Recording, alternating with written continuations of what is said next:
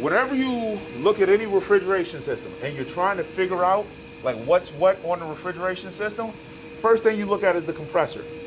The reason why the compressor is connected to the evaporator and the condenser, right? So the biggest line, so this is our big line right there, that's our suction line. Suction line is going to be connected to the evaporator.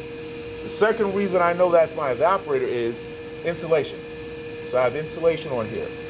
The refrigerant, generally speaking, the refrigerant inside of here, I'm boiling at 35 degrees Fahrenheit. So this is going to be really cold to the touch. Like even now, Yeah. I got my hand on here, it's relatively cold to the touch, the machine is off, right? So I know this is my evaporator right here. It's insulated. I got the big line going to the compressor. You always know where the compressor is because there's a motor. So if I come here, so we just spoke about the suction line. The suction line goes into the compressor. This is the discharge line. The discharge line goes into the condenser. Now we can feel this is metal, there's no insulation on this. Yeah. This is because this is the high side, it's gonna be warmer, there's no reason for this to be insulated. If we go down, underneath here, so this is coming out of the bottom of the condenser. This is our liquid line. Our liquid line goes through this line and it actually comes back up here. Right. So this is that liquid line that came up from the bottom of the condenser and it is going to the top of the evaporator. Okay. So in terms of our just 4 major components that we have on our system here.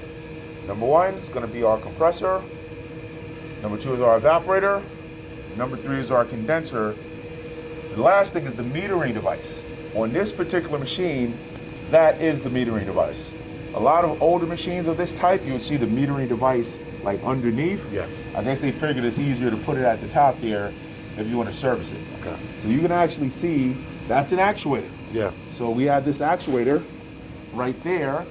It's kind of like a butterfly valve. It's opening and closing the valve inside of there. So what happens is, depending on the load, I can regulate the amount of refrigerant that is going into the evaporator. If there's a low load, I don't need to send a lot of refrigerant. I can have that valve mostly closed. If there's a high load, the pressure in the condenser pushes down, pushes the refrigerant up there, the valve opens up, it just sprays down. Okay. So that's what's happening inside of here. That's what we call our refrigeration cycle. So our refrigeration cycle, we start at the evaporator, we go through the suction line, we go to the compressor, we go to the discharge line, we go into the condenser,